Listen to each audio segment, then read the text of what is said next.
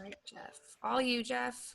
All right. Well, good morning, everybody. Welcome to the July cash membership meeting. As you can tell, I am not Julie Arthur. Julie will be joining us just momentarily, but I'm right here, Jeff. oh, hey, good morning, Julie. We made it to the next meeting. Welcome. So I was just welcoming folks. If you want to jump right in.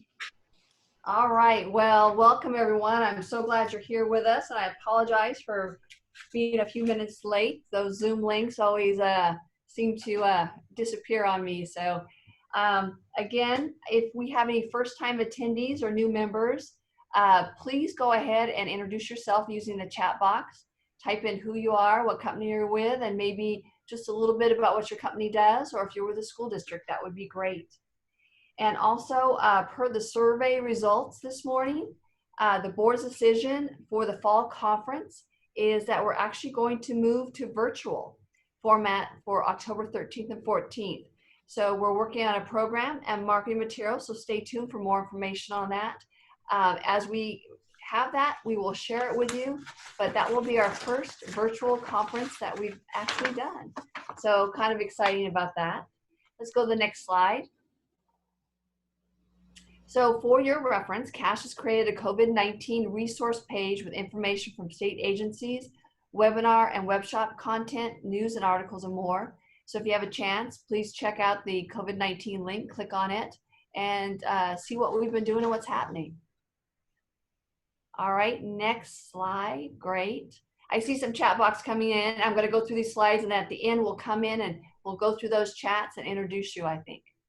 Upcoming webinar events. Tomorrow is CASH's webinar for preparation for school reentry, ways and means for sanitizing, disinfecting, play, and athletic facilities. And that's at 11 a.m. And that is from our experts that we're going to talk about the best way to prepare, clean, sanitize, and disinfect large indoor play and assembly spaces, as well as outdoor facilities, including fields, tracks, swimming pool, PE, and team sports. So that will be interesting to watch that. It also has updated advice regarding what the CIF just came out with for sports for our the remainder of our school year. So we also have other entities that are governing student athletics competitions. I'll be speaking as well. Then next we have, let's see, hold on here real quick. We've got a registration for tomorrow's webinar can be found on our CASH website. And we need everyone to sign up today by noon. So that's about an hour from now. So if you have a chance, I know you hate to leave our meeting, but go ahead and do a little multitasking and click on if you haven't registered for that yet, please do. And then Tuesday, yesterday, we had our web shop, which is part one of a two-part series. It went great. We had Assemblyman Patrick O'Donnell speaking about his new legislation on Assembly Bill 1384. We also heard from our attendees and our Legislative Advisory and Legal Advisory Committee members on what 1384 means, and that is what's being put out to help school districts with a little bit of immunity from lawsuits as students return back to school here when each of our counties can open up for that. So that will be interesting. Now the second part of that web shop will be this Friday, and that's the 24th at 10 a.m. So again, if you've not signed up for that, go to our CASH website, click on that link and look at it. Friday, we actually are doing a little more, hold on one second, as we look at school reentry, and we'll be doing a little bit on the presenters and some, I think we've got 5 different school districts who are going to present their reopening plan and how they're doing it, as well as some social distancing examples. So it will be interesting to see from those different districts what their perspective is at this time. All right, let's go to the next slide. Great. So our other upcoming web events, we kind of mentioned that yesterday, the Cash Maintenance Network and School Energy Coalition webinar will be next Tuesday, which is July 28th. And it's going to discuss regulatory framework, including CO2 monitors, acceptance testing, building code changes, and also more from DSA. I Declare is going to be on that one too, I think. and a little bit on our HVAC, what's happening there as well. We've got our SEC experts will explain how HVAC will need to be run continuously during occupancy and what that could mean for your cost savings and what you have to do on filtration of your rooms. So I think that's going to be a really good talk. I think air quality is a great conversation regarding whether it's COVID or any time of the year. It makes a huge difference in the classrooms. Okay, let's go to our next item. We've got, please make sure you check your inbox. Our Cash Weekly Update email newsletter is in there, and it lets you know on your events, your workshops, your conferences, professional opportunities, and more items. So take a look at that. We've had a few networking mixers online. We're looking to kind of ramp that up a little bit so that we can connect with all of our people in our cash organization. We miss you guys are in person and want to see everybody. We're looking forward to that day where we can get back together. All right, I ran through those very quickly and I appreciate that. We'll start off with next up. We've got Ida Clare with the Division of State Architect. Good morning, Ida, how are you doing? Good morning, Julie. Good morning, everyone. Thanks for allowing me to present this update. A little bit about our workload. We continue to be busy. We have about $762 million, actually almost $763 million in plan review work for the month of July. $604 million presently for August, and we still have a couple weeks, I think, left for accepting appointments. And then September is shaping up as well.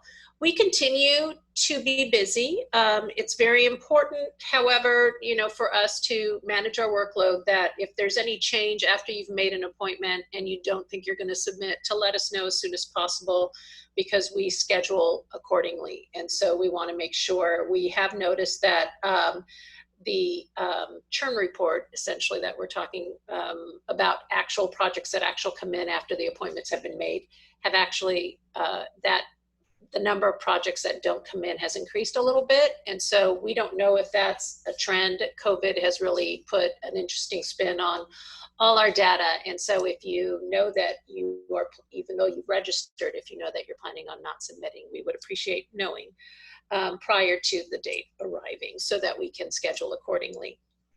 But we are still busy. Our staff is still very busy reviewing projects.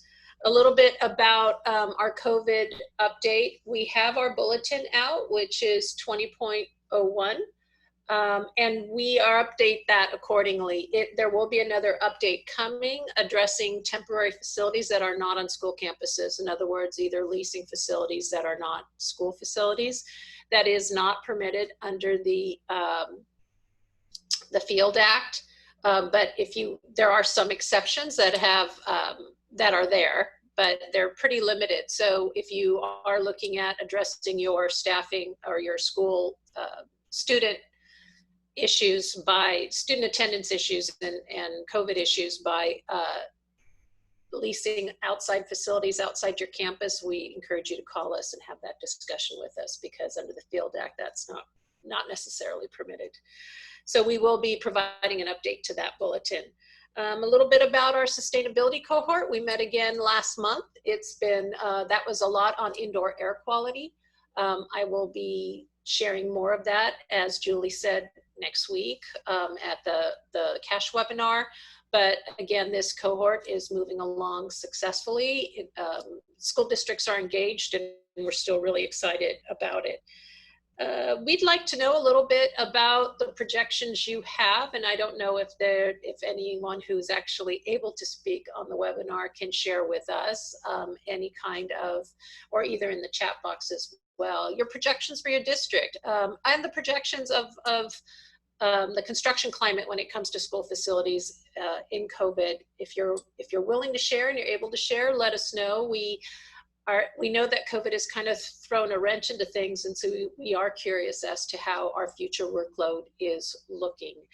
And then, of course, we really want to know, how are we doing? That's another option that you can email me directly, ida.claire, C-L-A-I-R, dgs.ca.gov.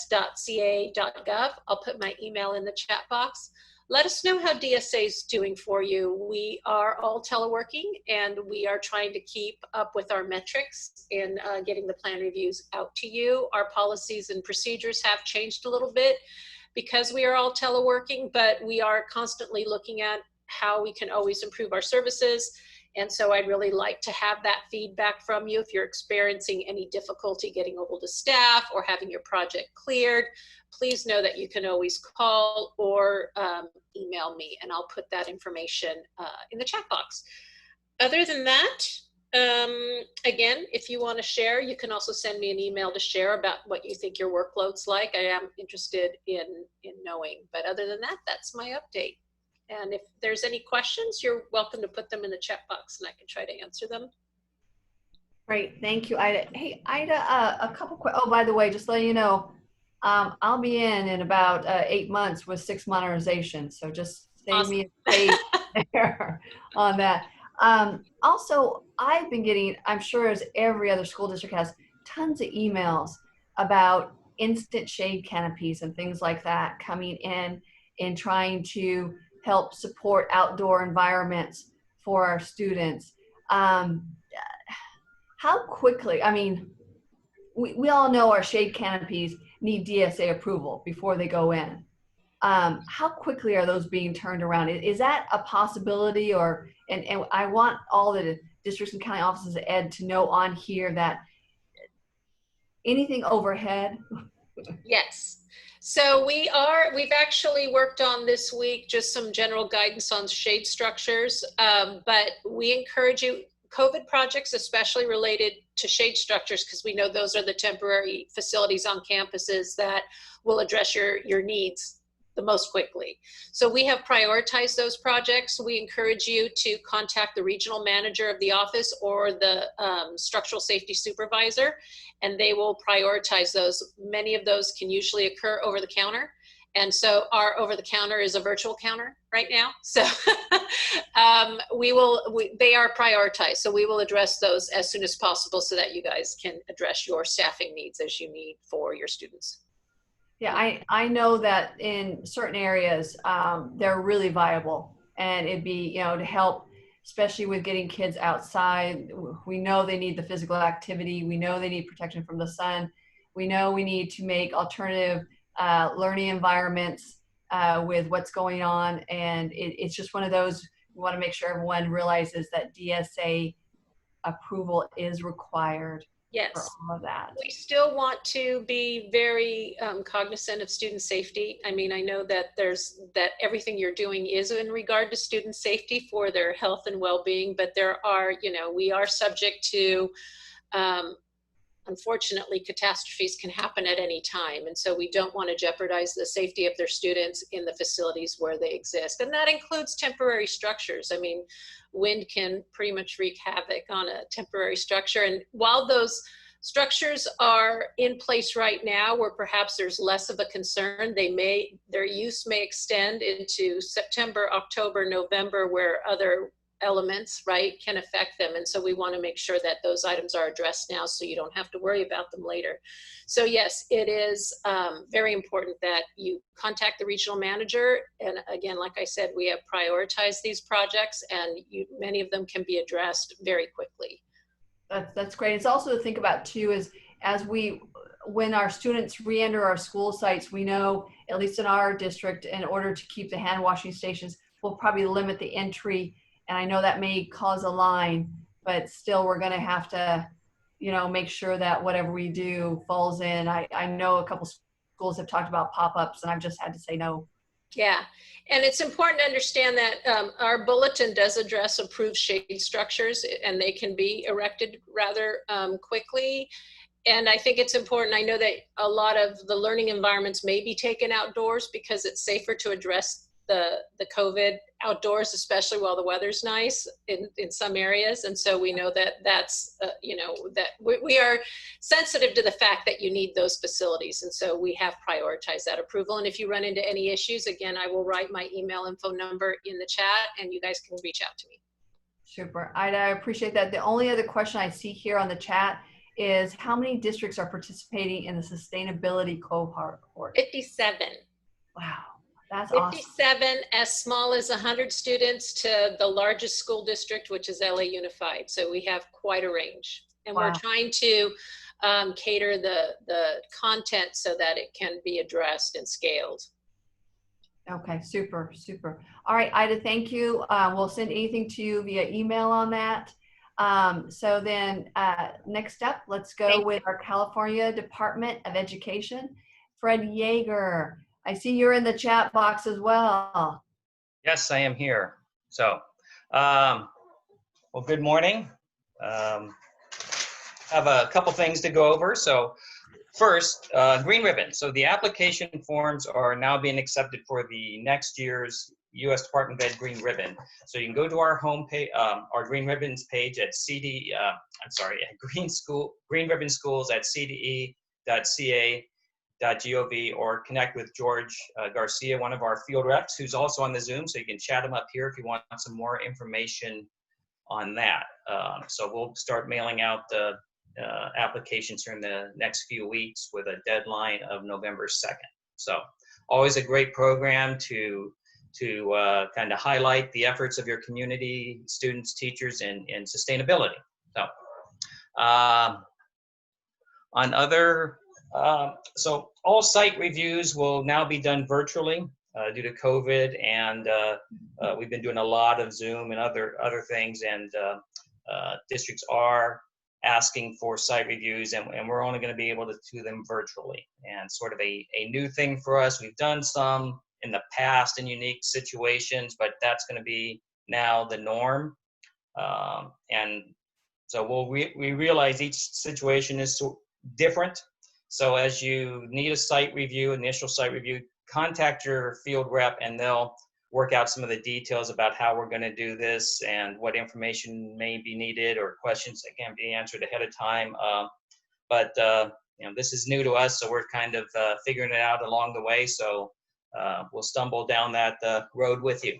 So, and speaking of the consultants, our new field rep assignments became effective July 1st. So you can see our web page as to what those assignments are now with the 6 field reps instead of the 3. So take a look there. The budget also provided 2 positions for the department, and it will be housed in our unit for working with districts, state agencies like Cal OES during disasters. During past events, we've been very active in reaching out to districts about school status, buildings, students in class, and relaying that information to the state agencies who are responding to the disaster. So now we will have a dedicated team that will be doing that. So keep an eye on our homepage under jobs if it may fit into your career plans and your experiences align with the civil service requirements. So then last thing, and this is my last meeting, I am retiring August 14th. So that's our report. What? So. Fred, you're leaving us in the COVID? We have lots of folks working on the COVID front. Jennifer's, who's also on the chat room here, has been doing a lot of work on that, and we'll continue carrying that forward for us. So real quick then, Fred, what are your first initial retirement plans the first 30 days? Well, this is a little known fact that in my younger days, I was a horrible golfer. So I will resume being a horrible golfer, work in my garden, clean the house, maybe. Not do Zoom. Oh, So, Alfred, well, congratulations. That's awesome Thank for you. you. You've got, what are your countdown days? I don't know. The 14th, so that's like 20 work days, something like that. Oh, So that's great. I've lost track of time since COVID and things. I have no idea what day it is, or someone's gonna have to remind me about August 14th or something. So. So if we have you on the Zoom on August 15th, we'll remind you you're not getting paid. Yes, you please do that. All right. Thanks, All right, everyone. well, that's awesome for you, Fred. Not as awesome for us. We'll miss you greatly, but that's great. So appreciate that so much. All right, next up, we have our Office of Public School Construction update with Lisa Silverman from OPSC. Good morning, Hello. Lisa. How are you? I Good. don't know. Could you hear me? Yes. Okay, so let's see. All right, so my camera's not on, but whatever. Yeah, so thanks for the opportunity today to give you a check-in and an update. And I know we're all living this virtual world, as everyone shared, and we're happy that we're still functioning quite well. And honestly, it's been a learning process for all of us, but we actually with everything in alignment with OPSC Online, our project has been working forward for a number of years. So this is great news. We actually, just to give you a few updates, our workload list, which is the projects that we have been actively working on. As of June 30th, we did report to the board our workload is 213 new construction projects, and that's for $1.07 billion, and 838 modernization projects for $1.86 billion. And again, that's the active workload. And then also we wanted to highlight the application beyond bond authority list that continues to grow. So as of the end of June, we wanted to share that we have 568 projects. 152 of those projects represent new construction. So that's nearly $700 million in requests for new construction dollars, and 416 projects that represents just slightly over $1 billion for modernization requests. And again, we're still receiving applications beyond bond authority. And I think we've been encouraging folks to submit those electronically as well.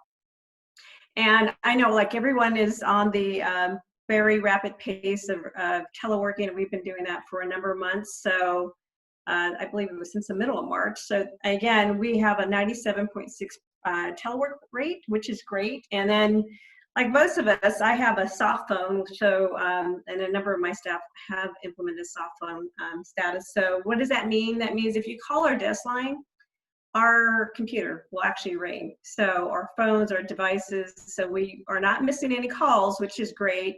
But we have virtual coverage. We do have staff rotating on a daily basis that are in the office. But again, mail has slowed down, which is great because we are asking that districts submit their items to us electronically. So, and that's been a great option for a lot of folks. And again, we've been on this electronic process path for a number of months, and we're happy that this all lined up. On the update of Career Tech, I know the deadline was June 30th, and we wanted to highlight that we have 249 applications that came in for this last round.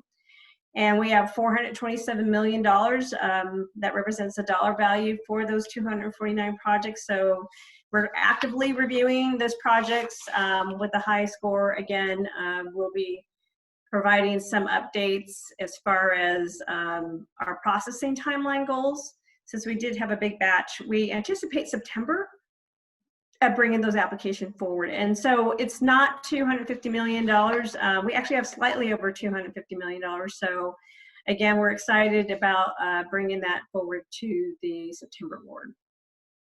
And as far as extensions, we had approved 216 extensions. And so that's great news. That has been effective. So we're happy that we've been working with districts in this area where they may have some challenges completing those timelines due to COVID. And we also want to remind folks that the priority funding certification around extension, so if you have an unfunded approval granted already by the board, and actually all the approvals going through the August board, the extension for the priority funding for the fall bond sale is August 28th. Again, just to remind folks that we definitely want to see their unfunded project approvals move into the fall bond sale. And as far as online functionality, I know we've actually expanded on a number of areas like the online applications that would include new construction, modernization, facility hardship, seismic mitigation program, and the charter facilities program. So check it out. It's really cool. And we also wanted to update districts on the user dashboards to track eligibility and funding applications in real time, and added functionality to upload supporting documentation related to your application. And again, acceptance of electronic signatures. So it's a truly paperless process.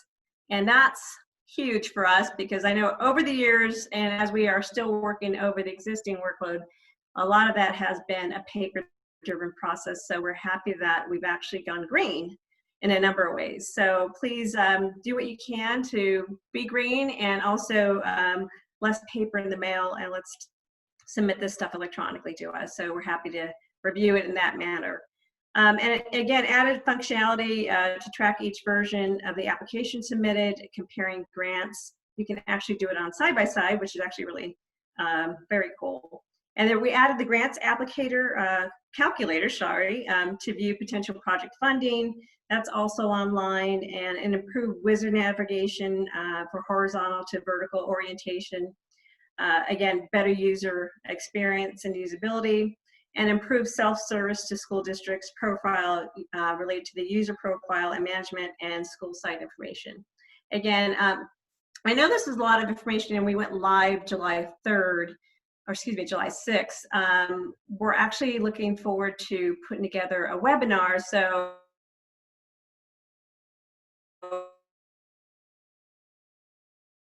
as we go into this virtual, it's been a long time coming that we've accept electronic submittals, and to navigate your way through the system and process as we feature OPSC online. So we're looking forward to putting that together and have a lot of folks attend. So again, give us feedback on how we can make enhancement and improvement to the project, because there's another different phase that we're working on. And again, our goal is to make it more functional for our community. And with that, again, I hope you're getting great service. As Ida mentioned, we're still working hard, and again, our goal is to bring a ton of projects to the August board, is to play catch up for some folks who actually were seeking extensions. So again, we expect a number of projects moving forward at that August board meeting. And we're happy to take any questions if anyone has any questions. Well, Lisa, that was awesome. I think the only thing I see in the chat box is I think the webinar would be great. So good. Yeah. Yeah, and it's I know we have actually a training, excuse me, like a user guide, and we're trying to figure out some features where we can walk through folks through the user guide and the various screen apps. So again, we're excited about this project. So that's all great. electronic, yay! You know, we keep talking about this, the technology and digital that COVID is forcing us to ramp up as a response. We think long-term effects of it is going to be really good for the future of our business long-term.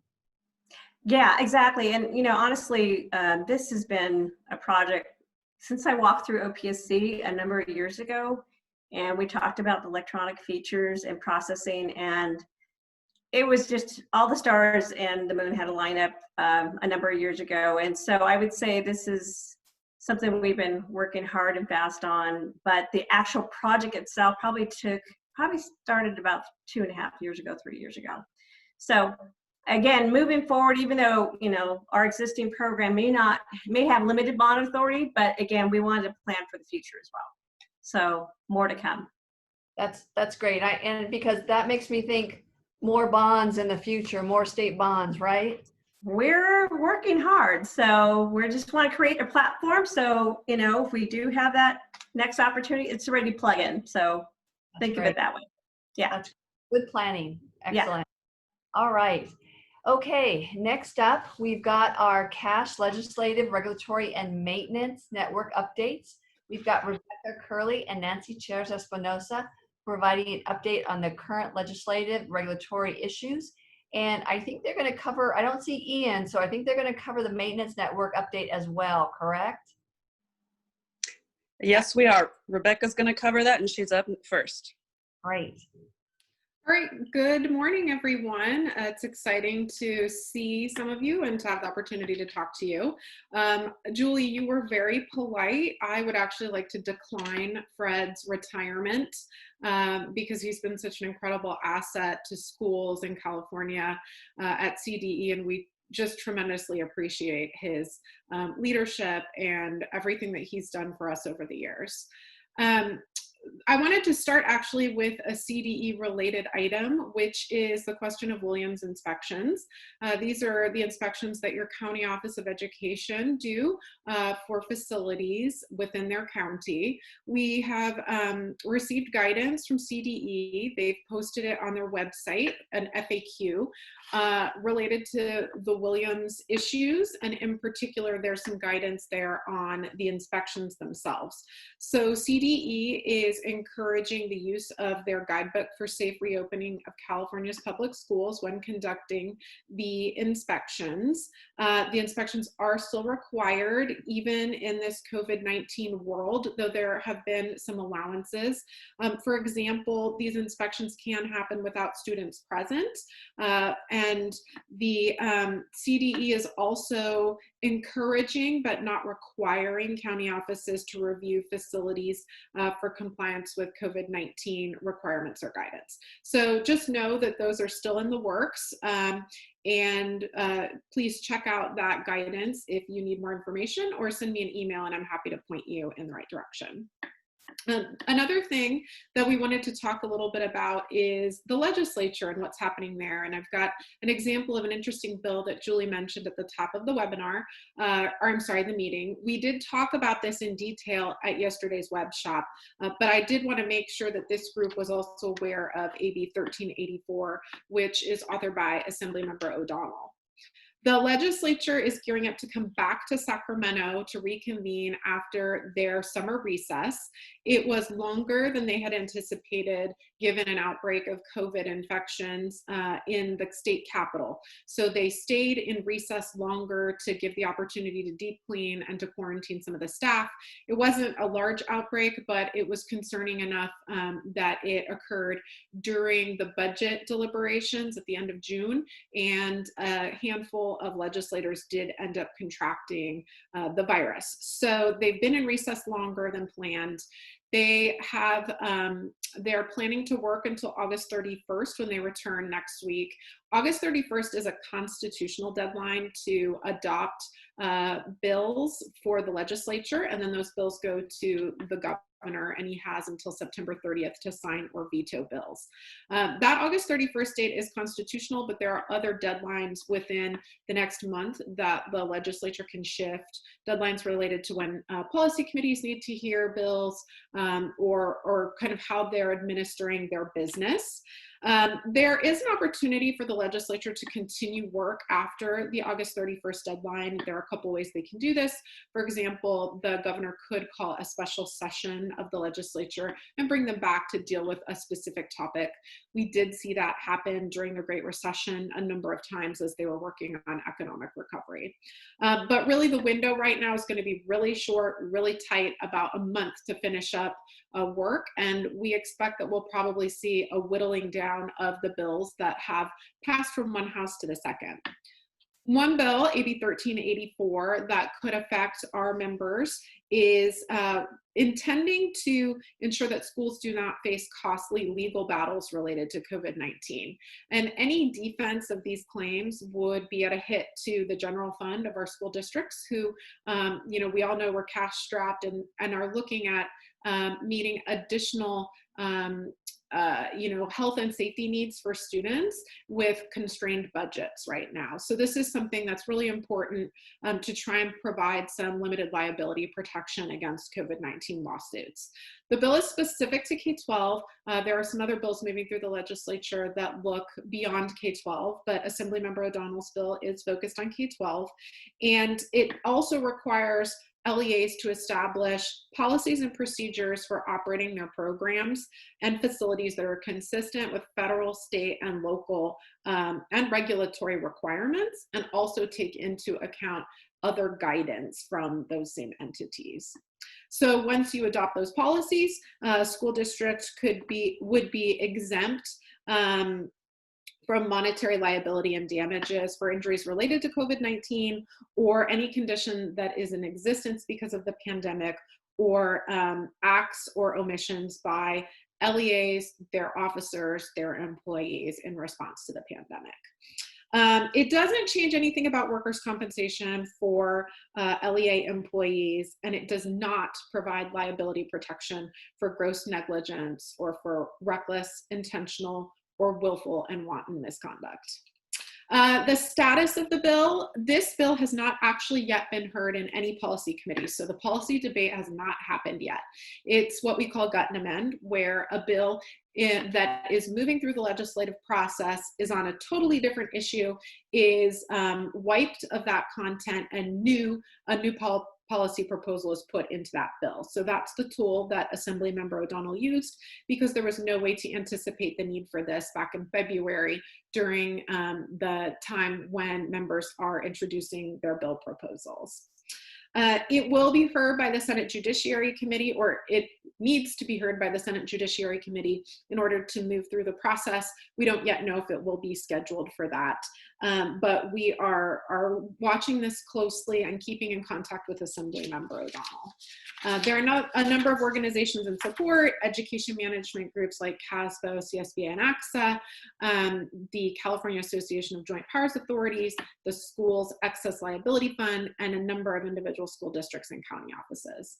The CTA, CSEA, and some of the labor organizations do have some concerns, but Assemblymember O'Donnell is working with them to mitigate those concerns, and there will be amendments coming in the future on the bill. So we'll keep you posted on this. We'll update our monthly facility planner update once we know more, and continue to watch this bill move through the process, as it's very important to school districts. There's a related federal effort, and just to kind of highlight that briefly, the Senate Majority Leader McConnell announced a framework for the Republican proposal for the next Coronavirus Relief Act yesterday, actually. And one of the items that he highlighted was lawsuit protection for 5 years for schools, businesses, government agencies, and hospitals. So we'll see if that gets traction at the federal level as well. So pivoting from bills, I agreed to give a cash maintenance network update on behalf of Ian. I cannot do nearly as well as Ian can, but just a couple of quick things to highlight. Julie mentioned the webinar at the top of this. The Cash Maintenance Network and the School Energy Coalition are doing a joint webinar on July 28th at 10 a.m. So if you're missing Ian today, join that webinar, because he'll be there. Nancy will talk a little bit more about the agenda there, but it's a complimentary for members of SEC or the Cash Maintenance Network. So please join. The topic is indoor air quality and energy efficiency, so this is obviously very timely. And Ian has been hard at work with a subcommittee of experts in our membership to develop the Cash Maintenance Network Healthy Schools Guidelines. Amazing effort by our leaders in the Cash organization. And they are talking about looking at whether or not that needs to be supplemented or amended, given the recent news about coronavirus possibly being airborne. So air quality is tremendously important right now. So take a look at that resource. It's really helpful as you look at reopening schools. And then the last thing to mention is stormwater. Ian consistently updates you on the efforts with the State Water Board, and in particular the MS4 municipal permit efforts. Schools are not currently designated for this municipal permit, and the Water Board is going through efforts to potentially designate schools. The Cash Stormwater Subcommittee has been very active in providing feedback to the State Water Board. We recently had a successful meeting with them where we made the case that while schools want to be part of the solution, right now we're under tremendous budgetary pressures, and any allowance that they can give us to recognize that is much appreciated. So it's been a good conversation with the Water Board, and I'm sure when Ian is back next month, he'll have a good update for you on where we are with that effort. So that's my update, and thank you very much. And Nancy. Thank you so much, Rebecca. Now you folks will see why I'd like to go first, because Rebecca's such a tough act to follow. So thank you so much for that. Let's see. So what I would like to cover with you folks today is some highlights from the newly released state guidance that was issued on Friday. Really responsive, I think, to the questions that those of us in the education sector have been asking for, 5 months or so, but very, very grateful to have this kind of clarity. And I think it will help most LEAs. I know it's also causing some conflicts, but I'll get into that a little bit. So I'm going to hit some broad strokes and tell you where you can find some additional details, a couple of documents that were issued that we really all should become familiar with pretty quickly. So first, the governor announced that for the counties that are on the COVID-19 watch list, which fluctuates daily, but it's approximately 32 of the 58 counties in California, that they would not be permitted to start school in person, even partially in person. So that, of course, caused a lot of us to scramble.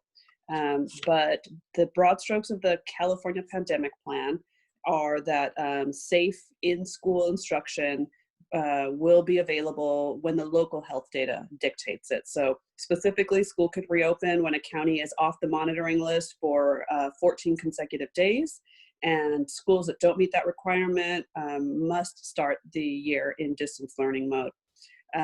With respect to mask requirements, all school staff and students in 3rd grade and above must wear a mask. And students in 2nd grade and below are encouraged to wear a mask. That's what the state says. I just want to add a caveat that some of our local public health officers read this a little bit more broadly and say it's a face covering. So it could be a mask, it could be a shield. I know there are a lot of educational benefits or just benefits in terms of comfort for a lot of students.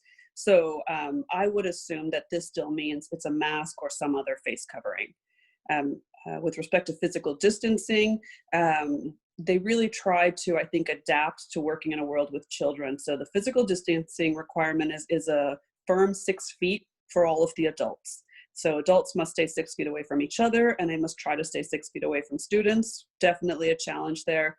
And for students, it's really just encourage them to stay 6 feet from each other.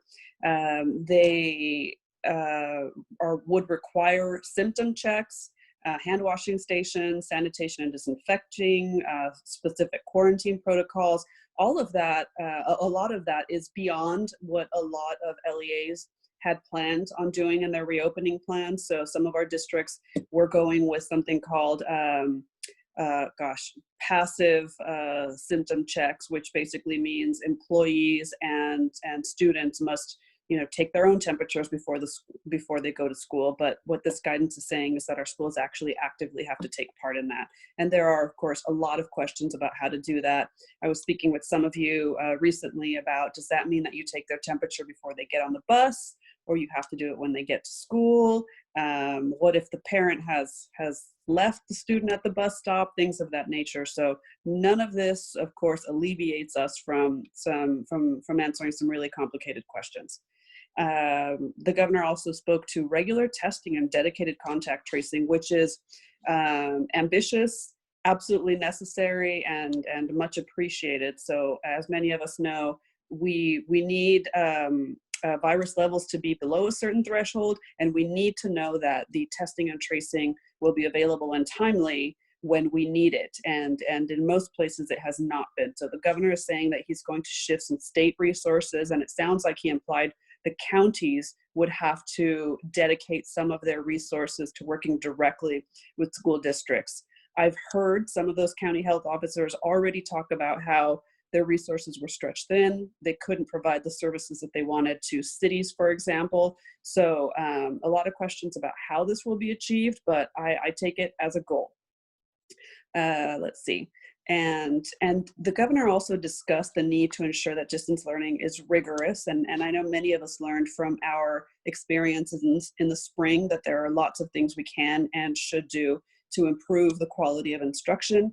So specifically, the governor is requiring access to devices and internet connectivity for all kids.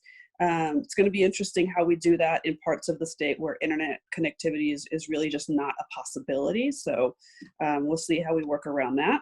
And daily live interaction with teachers and other students, which is really a hallmark, I think, of distance learning. If you don't have daily live interaction or daily and regular interaction, what you're really doing is independent study. So as we collectively get better at this, we are adding components like daily live interaction, especially synchronous. So let's see. The governor, of course, also spoke a little bit about equity and the need to adapt lessons for English learners and special education students. And let's see. Some of the guidance was in the form of the questions that have been posed to them, which I appreciate. So when should in-school, in-person learning close? He said schools should first consult with their local with a public health officer. So that means your county public health officer or potentially the state. I presume we will keep doing what we're doing now and go to our county health officer first, but they left the door open to have the state step in and provide some of that support.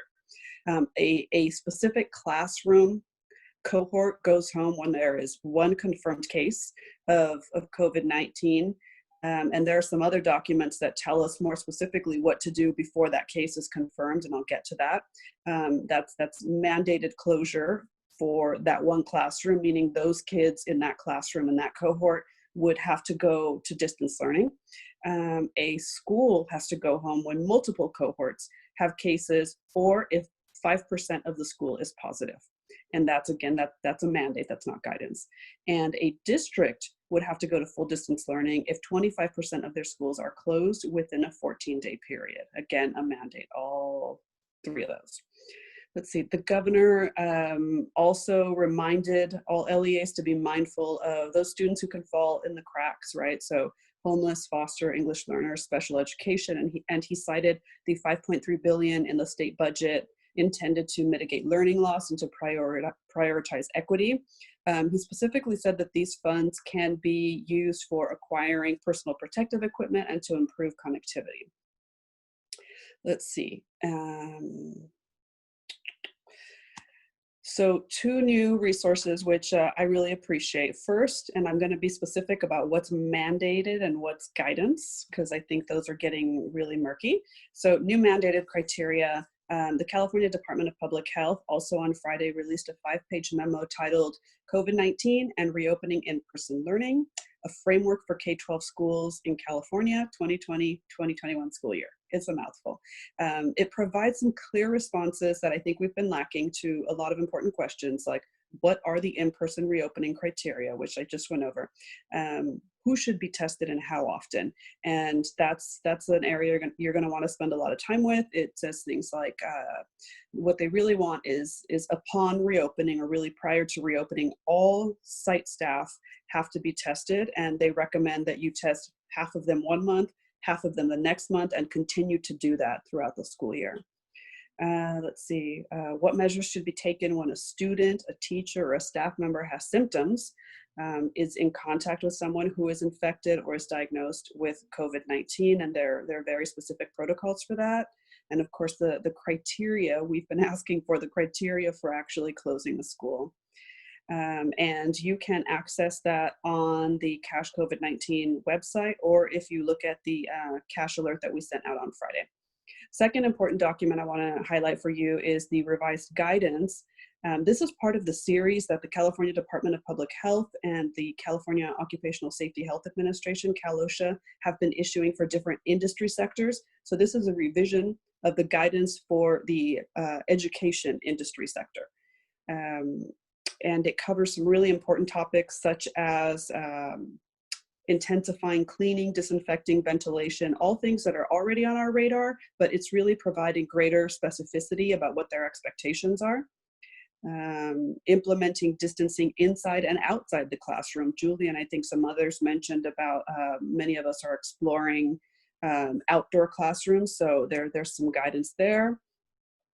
Training staff and educating families. We know that we cannot do this without our families, our parents being on board. Planning for when a staff member, a child, or a visitor becomes sick. and other considerations for reopening or partial or total closure. So that document the second document is a 19-page document, so greater level of detail there, and very much appreciated. Both of those are in that before mentioned email and on the CASH COVID-19 page. With that, I also want to go back to a webinar, an upcoming webinar that Rebecca mentioned, and that's going to be a collaboration between the School Energy Coalition and the CASH Maintenance Network. The topic is planning for energy efficiency and healthy indoor air quality. So lots of folks have been becoming more aware of the need to maintain healthy indoor air quality. And unfortunately, you know, for a lot of reasons, many of our LEAs have not been able to either equip themselves or properly maintain their HVAC and air quality systems. And really now it's imperative that we do that. So we're going to be talking about we actually have a scientist who's a leader in this area from UC Davis, who's going to be talking about her research about the impact of indoor air quality on students. And we will be talking about the related regulatory framework. I declare will be back with us to talk about that. And then we're going to end with a discussion about state and federal resources existing and some that we hope are coming online that you can actually apply towards resolving these issues. So I hope you will join us July 28th at 10 a.m. And with that, I'm going to sign off. Thank you.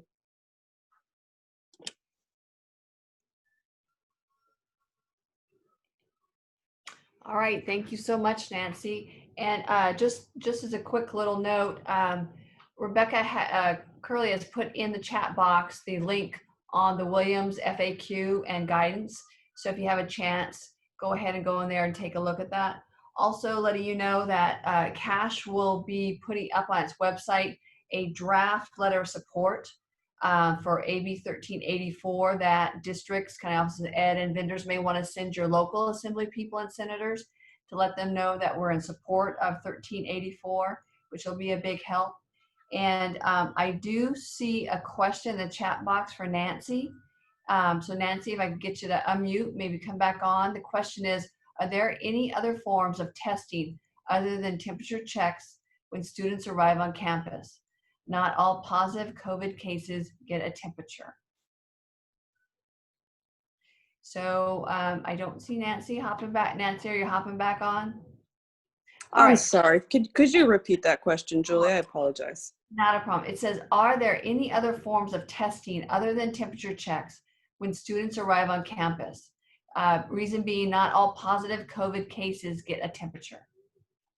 So there has not been any discussion of any other kind of testing, and I really appreciate that question. So I try to keep up with the literature on this evolving science, and whoever asked that question is absolutely right. What we have seen, what we have heard from the scientific community so far is that children with COVID-19 do not tend to present with a high temperature. And if they do, it is later in the course of the disease. So, you know, yet another factor to weigh and to consider about the utility of temperature checks for children.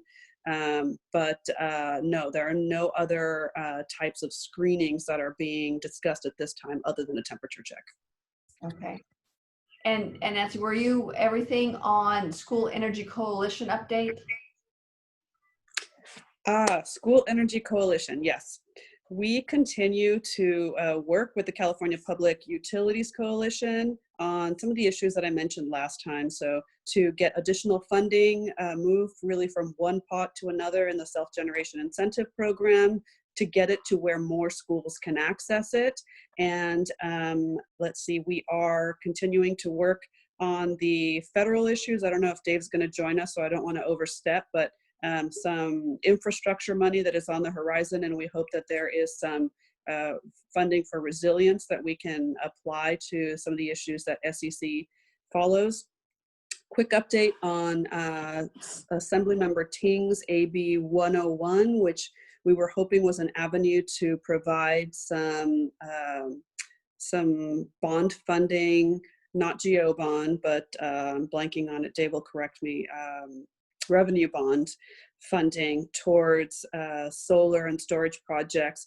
The Senate has determined that they are not going to hear any gut and amends, which my colleague Rebecca talked about, and AB 1001 is one of those. So at present, that bill does not have a path forward, but it is in our conversations with other parts of the administration, it appears that it's a possibility that we may be able to move forward even without statutory change. So that's another thing that we're working on. And that's all I have for SEC. All right, great, thank you. So up next, we've got Dave Walrath for the Coalition for Adequate School Housing, MWH, and he's going to talk about Californians for School Facilities and an update on that. Thank you, Julie. It's a pleasure to join you all. Let's start with the various federal proposals that are out there. We have talked about the HEROES Act in the past. We've talked about the $1.5 trillion infrastructure. Those are still on the House of Representatives agenda. They have been passed.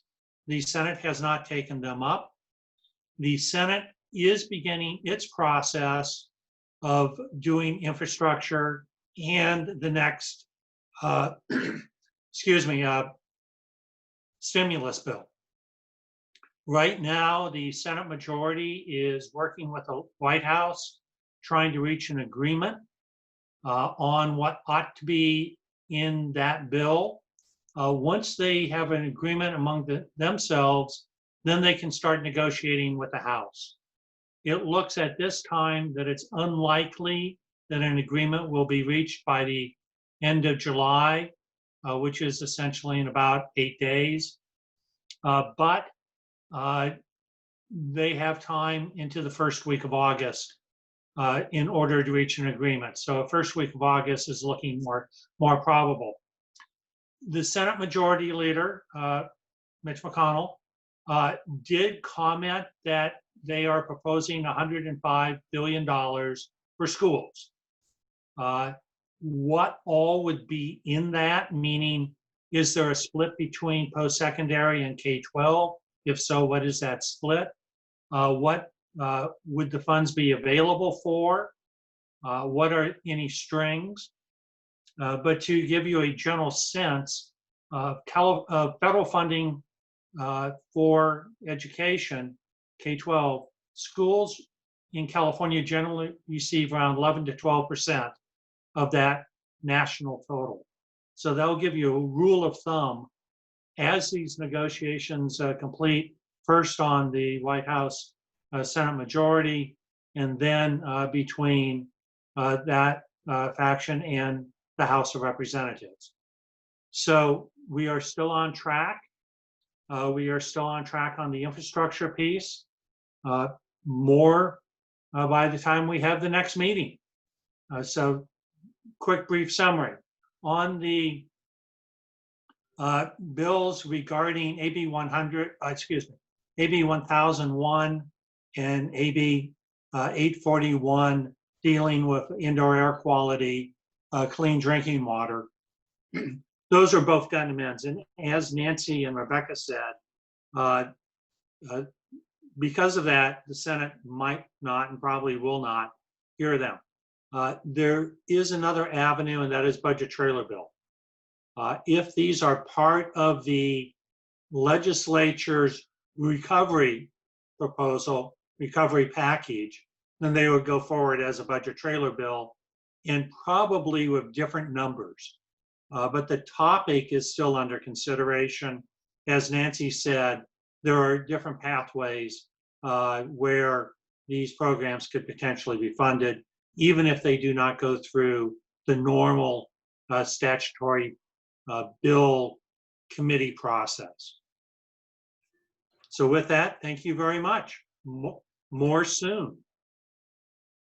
Great, Dave. Thank you so much on that. That's awesome. All right, now we have saved the best for last. We've got Jeff Becker, our Vice Chair of Coalition for Adequate School Housing with the Office of the Fresno County Superintendent of Schools, talking about our 2021 annual conference. Jeff. Thank you, Julie, and good afternoon, everyone. Uh, we're excited about the annual conference this year, March 1 to 3 in Palm Springs. Still doing a lot of work getting ready to get together in person there. So the planning subcommittee and our co-chairs met earlier this month on July 2 to review and discuss the initial proposal recommendations. And I have to say that CASH membership is an amazing group of people. We had a 50% increase in the number of proposals that we received, which is fantastic. We will meet again today, this afternoon, after this meeting to discuss final proposal recommendations for the conference this year. Also happening this afternoon, a group is meeting to discuss the submittal guidelines for the CASH AIA of California Leroy F. Green Design and Planning Awards at 2:15 today. So a lot of work taking place, and then the full annual conference planning committee meeting will be getting together in August on CASH Day. So if you'd like to participate in that meeting, be on the lookout for the meeting invitation and Zoom invitation for that. Again, really looking forward to being together again in March in Palm Springs, and just amazed and grateful for the depth of the knowledge in the CASH membership. So, Julie, I'll turn it back over to you. All right, Jeff, thank you. That's I'm just excited the opportunity to actually network with people in person. All of a sudden it's like, oh, I can't wait to see people, It's interesting what the COVID world has done with us. So, I agree. I'm looking forward to seeing my CASH family again as well. yeah, absolutely, absolutely. All right, thank you, Jeff. So next up, as we're getting closing here, we're going to talk about job exchange and people's choice. So if you have an upcoming RFQ or RFP or a job opening at your district, county office of ed, or your firm, please utilize the CASH Professional Opportunities Job Board to reach a wider and more diverse audience. If you are a CASH member, you can log into the CASH website and post their job and RFQ. Just go to a little link up there and it will actually show you where to do that. So that would be awesome. And then next up, our next CASH Day, if you'll please mark your calendars for Wednesday, August 26, 2020. That's where we're going to be up. And before you go, though, let's go ahead and rush back to our first-time attendees that were in the chat box. I see the first one on here is Doug Marr, and Doug is with San Lorenzo Unified School District. And that's awesome. Welcome, Doug. And San Lorenzo, which is Alameda County, I think, is, I think I peeked at it, it's one of the oldest continuous school districts in the state of California, 1859 or something, I think. Internet's a great thing to look at. Also, we've got Andy Loho with Terraphrase Engineering. So welcome, Andy. You're helping school districts with environmental issues. Glad you're on the webinar with us today. And then let's see, after Andy, we have Sandra, Sandra Riart. If I'm killing your last name, I apologize. You're with MGPA Architecture in Southern California. Welcome, glad to have you on here. And then we have Cecilia Brothers with Geocon, which is a geotech engineering materials testing firm. Thank you, welcome, Cecilia. And let's see, we have Heather Hamison. She represents Precision Concrete Cutting. They help school districts with trip and fall assessments and repair needs, and priority cutting technology with ADA results. And I think that's it. So welcome to those. Thank you for putting into the chat box, and we hope to see you in August again. So with that, I'm going to go ahead and sign off and thank everyone of our speaking today with giving information, and of course Ida Claire and Fred Yeager. Fred, we're not letting you go yet. I'm sorry. We're taking a vote on that as well. And of course, Rebecca, Nancy, Dave, everyone on there, all the help with Caitlin and Sam in the background. So we appreciate that so much. Also, Lisa Silverman, I don't want to forget her on that. Thank you so much. And I'm just going to jump down real quick because I'm seeing a few things here. Other than that, You guys have a great week. We hope you see you on the webinar tomorrow, again, 11 a.m. So get online and register with your cash website, because that's going to close here around noon today. So thank you very much. Have a great week. Take care and stay healthy. Bye.